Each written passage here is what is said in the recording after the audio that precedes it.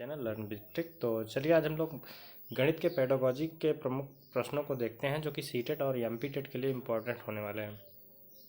तो हमारा पहला क्वेश्चन आ जाता है, गणित शिक्षण का प्रमुख उद्देश्य क्या है। गणित शिक्षण का प्रमुख उद्देश्य क्या है। नंबर 1, अंक प्राप्त करना, समस्या समाधान में मदद करना, केवल संख्याओं का ज्ञान। सभी उत्तर सही है। तो सभी उत्तर तो नहीं हो सकता क्योंकि केवल संख्या जो है ये निगेटिव वर्ड है। अंक प्राप्त करना ये उद्देश्य नहीं होता है। समस्या समाधान में मदद करना ये जो है गणित शिक्षण का प्रमुख उद्देश्य हो सकता है। गणित की भाषा में किसका महत्व विशेष महत्व है। गणित की भाषा में किसका विशेष महत्व। संख्याएं का, प्रतीक व संकेत का, केवल शब्दावली का। सभी उत्तर सही। केवल सही नहीं होगा, संख्याएं तो हो सकता है लेकिन उसके साथ प्रतीक और संकेत ये दोनों जो है इसका विशेष महत्व है। नेक्स्ट हमारा थर्ड क्वेश्चन है, गुणवत्ता युक्त प्रश्न बैंक का उद्देश्य क्या होता है। गुणवत्ता युक्त जो है प्रश्न का उद्देश्य क्या होता है। केवल जानकारी, केवल तो नहीं आएगा। विभिन्न प्रकार के प्रश्नों को एकत्रित करना, केवल याददाश्त का परीक्षण करना। ये भी गलत हो जाएगा तो हमारा आंसर हो जाएगा बी, विभिन्न प्रकार के प्रश्नों को एकत्रित करना। गणित की प्रकृति क्या दर्शाती है। गणित की प्रकृति क्या दर्शाती है। केवल संख्याओं का, केवल तो गलत हो जाता है। केवल रटने का, ये भी गलत है। तो हम सबसे पहले इसमें देखते हैं कौन सा क्वेश्चन, कौन सा आंसर जो है गलत है। तो गलत हम टिक करेंगे तो अपने आप सही का उत्तर प्राप्त हो जाएगा। ये हो जाता है समस्या समाधान और तर्क शक्ति गणित की प्रकृति है। नेक्स्ट क्वेश्चन हमारा, गणित शिक्षण में किस प्रकार के प्रश्नों का होना आवश्यक है। केवल याददाश्त पर आधारित, विश्लेषणात्मक एवं विवेचनात्मक, केवल संख्याओं पर आधारित। तो केवल वाले शब्द जो है कैंसिल हो जाते हैं तो हमारा हो जाता है विश्लेषणात्मक एवं विवेचनात्मक। नेक्स्ट हमारा क्वेश्चन, गणित की भाषा का एक महत्वपूर्ण तत्व क्या है। मौखिक व्याख्या है या प्रतीकों का सही उपयोग है, केवल चित्रण है। तो इसमें हमारा उत्तर हो जाता है बी, प्रतीकों का सही उपयोग। नेक्स्ट हमारा, गणित शिक्षण का एक उद्देश्य क्या है। गणित शिक्षण का एक उद्देश्य क्या है। छात्रों में आत्मविश्वास बढ़ाना। केवल अंक, केवल तो गलत हो जाता है। केवल थ्योरी यानी सही उत्तर हो जाता है। छात्रों में आत्मविश्वास बढ़ाना जो है गणित शिक्षण का उद्देश्य होता है। गुणवत्ता युक्त प्रश्नों का चयन किस आधार पर किया जाना चाहिए। केवल कठिनाई स्तर पर, छात्रों के समझ और कौशल पर, केवल संख्यात्मक मान पर। सभी उत्तर सही। तो इसमें हो जाता है उत्तर छात्रों की समझ और कौशल पर। नेक्स्ट हमारा, गणित की प्रकृति का एक पहलू क्या है। केवल संख्याओं की जानकारी, समस्या समाधान और तार्किक सोच। तो ये हो जाता है हमारा समस्या समाधान और तार्किक सोच। ये तो लगता है वही क्वेश्चन आ जाता है, रिपीट हो रहा है।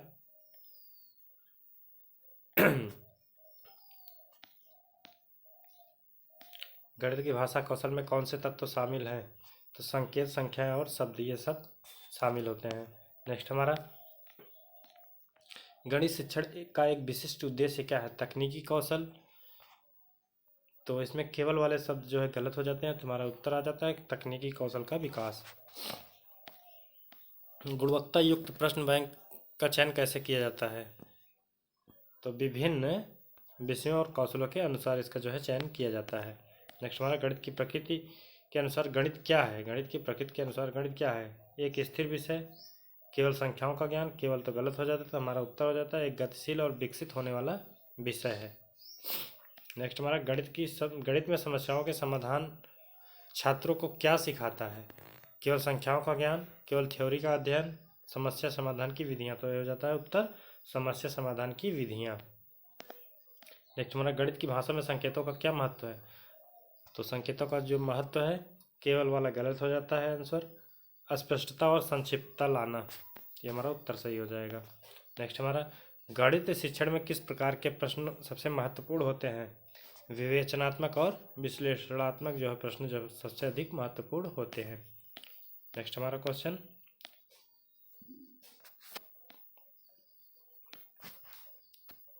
आगे हम लोग देखते हैं थियरी है।